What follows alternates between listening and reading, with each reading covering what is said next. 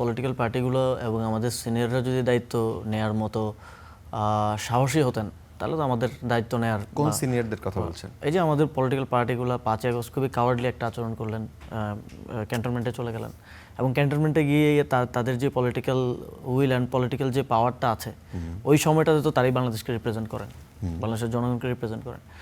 তারা ক্যান্টনমেন্টে গিয়ে ওই ক্ষমতাটা দিয়ে আসলেন, এমন এক জায়গায় দিয়ে আসলেন যেটাকে আসলে বাংলাদেশের মানুষ কতটুকু ট্রাস্ট করে উই ডোন্ট নো, এবং তারা নিজেরাও হয়তো অনেক ক্ষেত্রে ট্রাস্ট করেন না। তো তারা যদি সে সময় এসে আমাদের সাথে বসতেন, আমাদের সাথে কথা বলতেন, তারা যদি ওই দায়িত্ব নেওয়ার মতো জায়গাটা দেখাতে পারতেন তাহলে তো আমাদের প্রয়োজন ছিল না। এবং মানে আমরা দেখেছি যে বিগত সময়ে শেখ হাসিনার বিরোধী আন্দোলনে তারা তো সেভাবে এখন ঘরেই হবে বিয়ে বাড়ির পোলাও, যদি থাকে আকিজ এসেনশিয়াল সুগন্ধিত চিনি গুঁড়া চাল। সাথে সমঝোতা করে ফেলেছে, আন্দোলন হচ্ছে না। আন্দোলন এই যে একটা ইয়া থাকে, জনগণ কখন ভরসা করবে? যখন আপনি একদম স্ট্রেট ফরওয়ার্ড বলছেন যে আমরা আন্দোলন করবো, শেখ হাসিনার পতন করবো, এটাও বিরোধী দল ঠিক মতো বলছে না, মানে এক ধরনের এক পা সামনে দিয়ে 2 পা পেছনে দেওয়ার মতো অবস্থা। এই সব কিছুর জন্যই তো আসলে আমাদেরকে সামনে আসতে হলো, নাহলে তো আমাদের অভ্যুত্থানও আমাদের লিডারশিপের হওয়ার কথা ছিল। অভ্যুত্থান হইতে পারতো তারেক রহমান এবং শফিকুর রহমানের। না, যারা একসময় আপনাদের শুভাকাঙ্ক্ষী ছিল এবং পরবর্তীতে আপনাদের সমালোচনা করেছেন, তারা বলেছেন যে এনসিপি যদি ওই সময় সরকারের অংশ না হতো, আপনি যেটা বললেন যে ওয়াচ ডগ হিসেবে আমরা থাকতে চেয়েছি, যদি ওয়াচ ডগ হিসেবে একটা প্রেশার গ্রুপ হিসেবেই থাকতো তারা বাইরে, তাহলে হয়তো এনসিপির ভবিষ্যৎ আরও। এটা কারো চাই জানেন? এটা চাই হচ্ছে স্পষ্টভাবেই কথা বলে আমি, অনেকে হয়তো এদের কথায়, অনেকে হয়তো গণঅভ্যুত্থানের পক্ষে যারা আছে তারাও হয়তো মাঝে মধ্যে একটু ইয়ে হয়ে যান, মানে ওয়েভে চলে যান, বাট এটা মোস্টলি চায় আওয়ামী লীগের যেই সিভিল সোসাইটি তারা।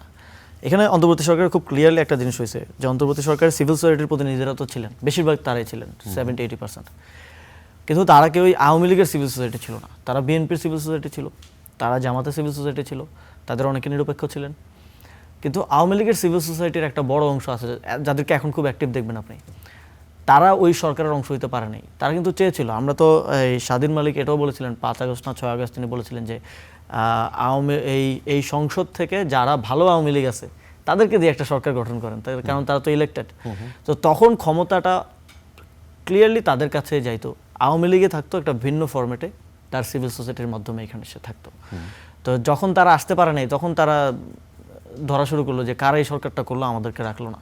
কারা করলো? ছাত্ররা করলো, তাহলে ছাত্রদেরকে এবার ধরো। তা আমরা যদি সরকার না থাকতাম আওয়ামী লীগে বাংলাদেশে নিষিদ্ধ হতো না।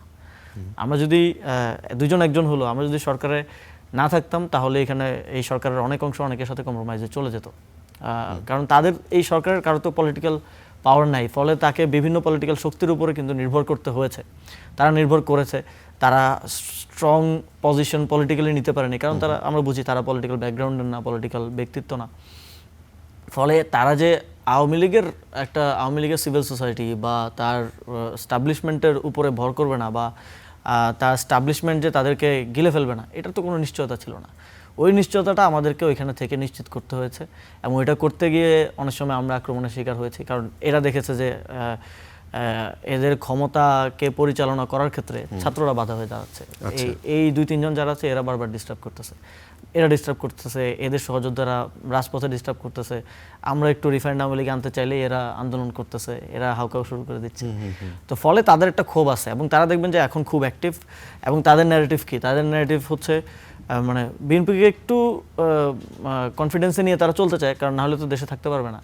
বাট তাদের ওভারঅল ন্যারেটিভ হচ্ছে ইউনূসও ফেল, বিএনপিও ফেল করতেছে। ওই যে বলো না যে ক্রাইসিস ম্যানেজমেন্ট তো হাসিনা থেকে বেশি কেউ ভালো কেউ পারতো না। আলটিমেটলি আওয়ামী লীগ হচ্ছে এদের ন্যারেটিভ।